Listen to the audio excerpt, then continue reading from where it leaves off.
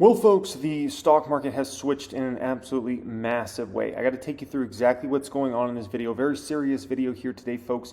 No flipping flapjacks, no holy smokes, this ain't no jokers. Very serious stuff. I want to take you through what you need to be doing in this market, how you need to be approaching it, not just now, but over time here, so you don't get caught into some very bad scenarios that I think are being talked about out there that I think, are probably leading people the wrong way. So hope you guys enjoy this. As always, I want to jump straight into this. Thanks for being here. Thanks for being subscribed, folks. If you're looking to apply to join my private group, that will be the pinned comment down there, okay?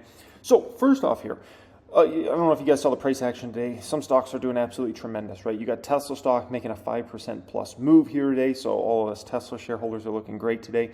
PayPal, which is the number one stock that's been my focus for buying here, at least over the past month or so, making a very nice upward move here today, about 3.7%. Elf on a Shelf's having another great day, but this is another day for Elf. RH doing well. Then you look at something like SDow, which is a 3x leverage ETF against the Dow Jones Industrial Average, which is up very nice, which means the Dow was obviously down at least a few hundred points here today, right? Meta up once again. SH is up. That means the S&P 500 is down here today, right?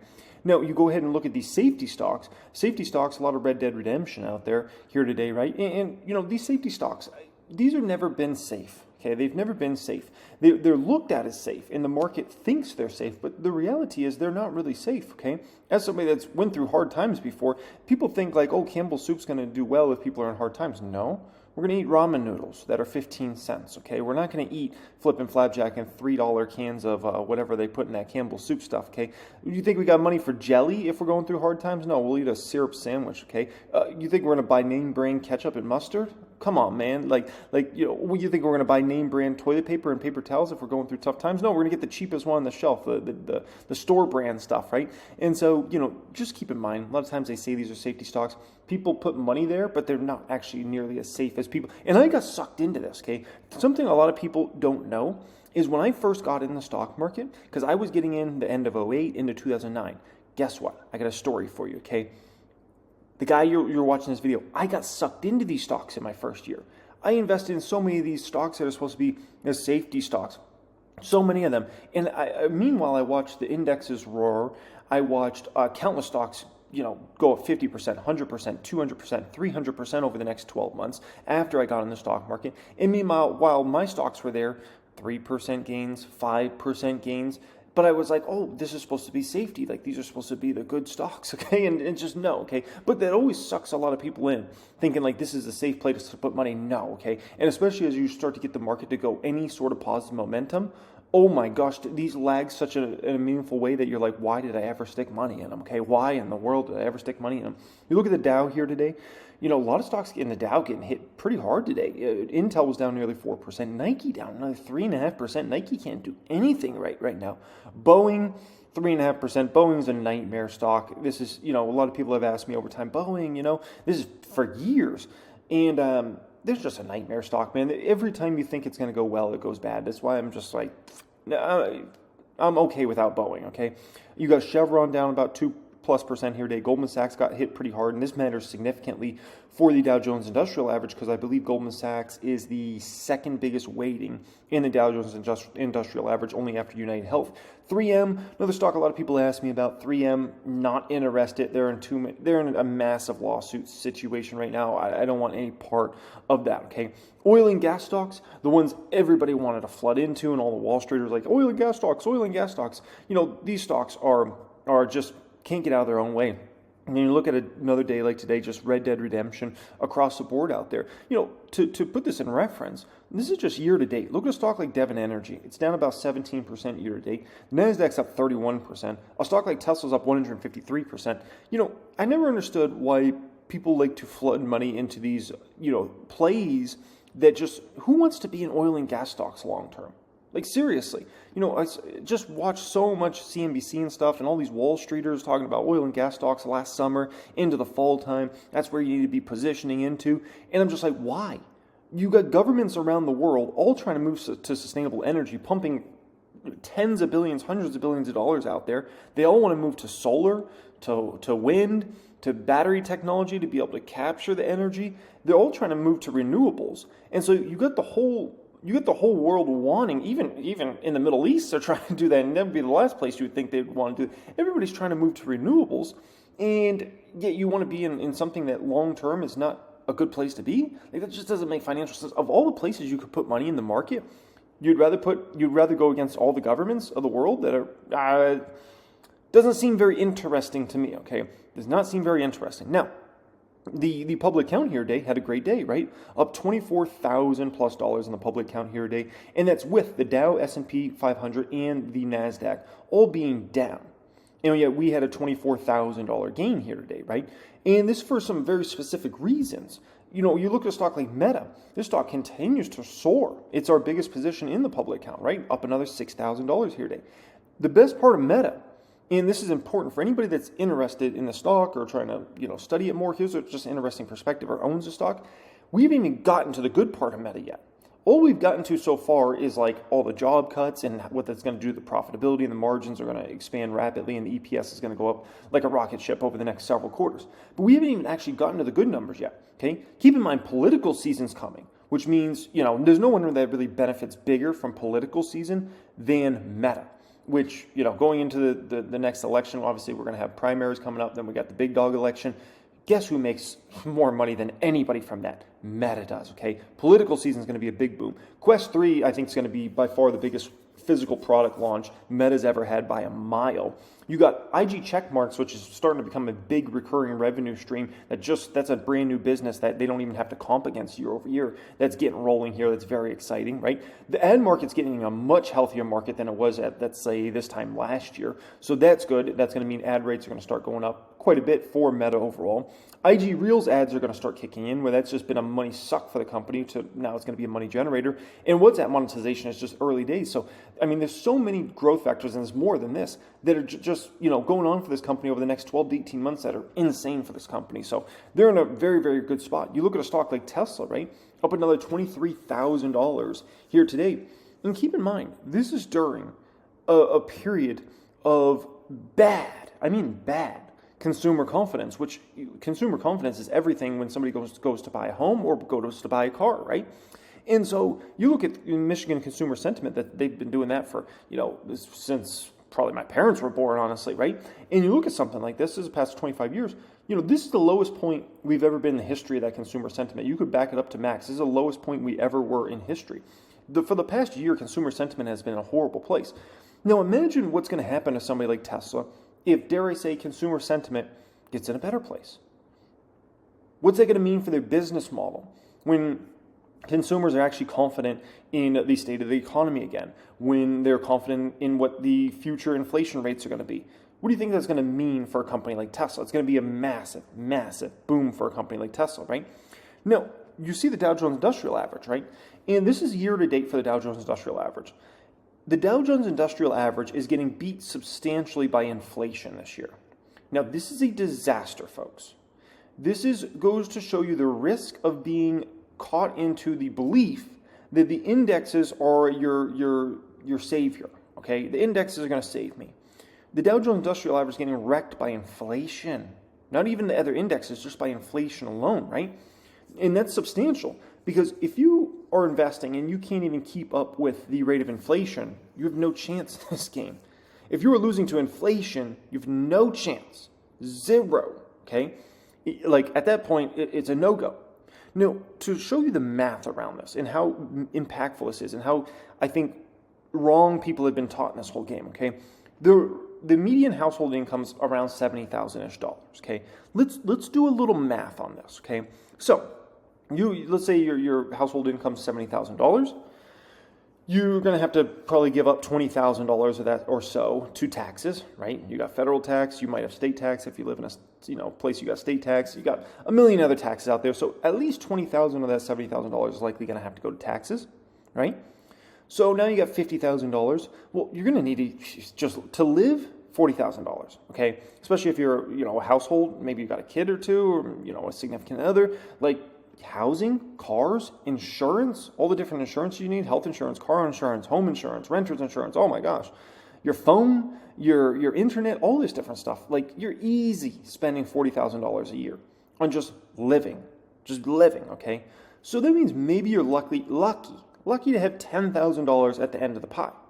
Now here's where things get downright scary, okay? Downright scary. So you kind of taught, you're brought up and you're saying, hey, if you get 7 to 8% a year, you're going to be fine. You're going to be looking good, right? Yeah, that's what the S&P 500 goes up. Yeah, index funds. Oh, yeah, they're so amazing. Oh, my gosh, okay? Do a little math on this. $10,000 a year, okay? So that's your initial investment. Then you do about $825, which is about $10,000 a year, right? And you do that over a 25-year span. You get your 7.5% per year, okay? What do you have at the end of the pie? You have $733,000 in 25 years from now. In 25 years from now, okay?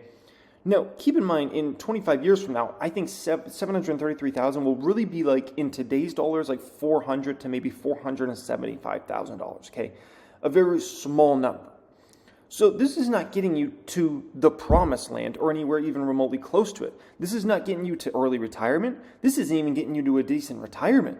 And do you know how expensive things are going to be in 25 years from now? Do you know how expensive healthcare is going to be 25 years from now? They thought healthcare was expensive 25 years ago. And now we look at healthcare and we're like, geez, we wish it was the prices it was 25 years ago. Holy smokers, that's no jokers, right? So when you look at it from this context, you realize these indexes are not the savior. They're actually massive risk.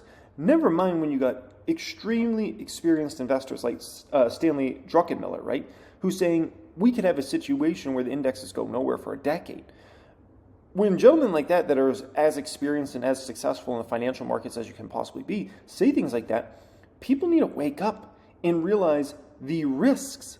The risk of being just caught into a thought process of the indexes are enough. If I just put money in an index fund, it's gonna take me wherever I want to be taken to. Okay? No, it's not.